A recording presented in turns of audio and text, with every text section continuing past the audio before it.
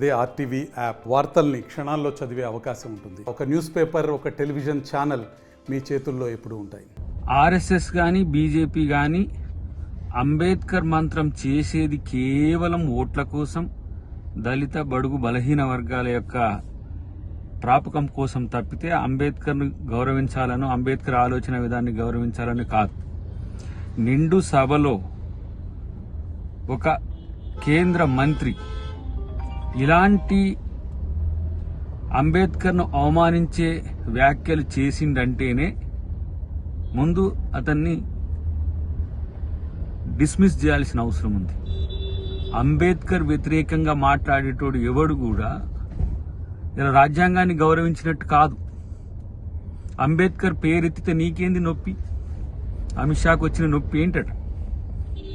అంబేద్కర్ అంటేనే ఇంత భయం ఎందుకు, ఇంత ఉలికెందుకు?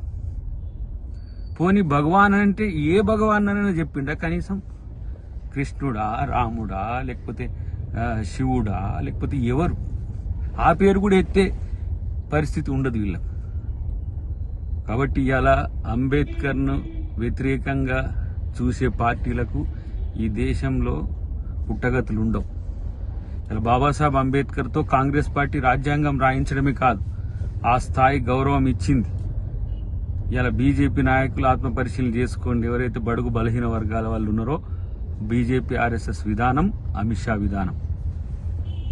మరిన్ని వీడియోస్ కోసం ఛానల్ ని సబ్స్క్రైబ్ చేయండి. లేటెస్ట్ అప్డేట్స్ కోసం వాట్సాప్ ఛానల్ ని ఫాలో అవ్వండి. అండ్ లింక్ డిస్క్రిప్షన్ లో ఉంది.